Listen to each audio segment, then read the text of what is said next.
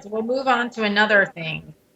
Tracy, my child only seems to eat four types of food: goldfish, chicken nuggets, gummy bears, and that's it. Like, refuses to eat anything beyond that. And I'm trying to get them to eat a vegetable, different type of food. Any thoughts on how to make them do that? Yes. So when I think about restricted eating or restricted foods or a restricted diet, one of the things I think is really important for particularly for children who don't eat many foods is to really have a good sense of what they will eat. So it's important that you have a list of everything the child will eat and that you look for patterns within what they will eat. So if you think about the foods they will eat, are they all the same texture, all crunchy or all soft? Are they all the same color? Do they tend to be sweet or salty or sour? And once you identify patterns, most of our the kids we work with have patterns when they have restricted food diets. And then the approach I take is to begin to look to vary the patterns within those groups. So increase more of the same types of things to get with variety within that current pattern I'm seeing. So more orange foods or different types of crunchy foods or different types of sweet foods, that kind of thing. And then I look to introduce new foods that might be kind of similar. So you might look for different brands of the same thing. So if your child eats applesauce, for example, you might try different brands of applesauce, and it might need to be that you begin to mix the applesauce your child will eat with a different type of applesauce your child doesn't yet eat.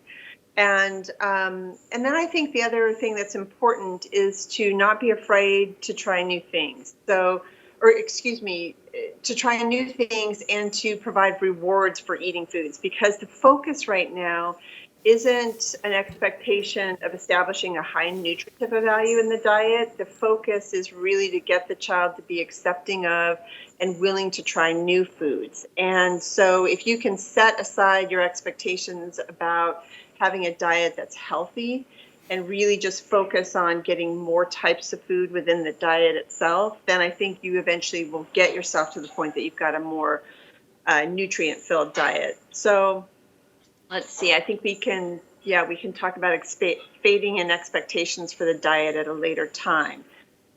In terms of some informal strategies I might try if your child has some favorite toys or characters, I might try having food eaten, quote unquote, by those characters and toys during playtime. That might be something I would try.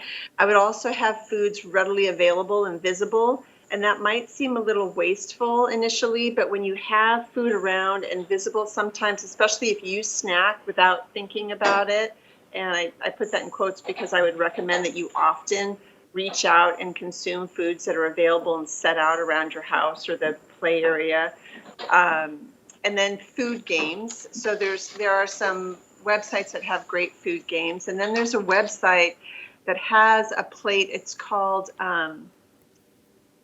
it's gosh, what is it called? Hold on, you guys. I'm sorry, I forgot the name of it. Oh yes, 8theplate.com. So the number 8theplate.com has a dish that has got some segmented areas, and you can put little bits of food in each of these areas, and then you spin and you get to select a food. So you might initially start with most of those sections of the 8 the plate filled with things your child likes to eat. So if it's candy or fruit or pickles or I don't know, I can't even think of some foods your child might like to eat. You might have most of those sections filled with those food items, and then other sections filled with very small amounts of food that your child's less willing to eat.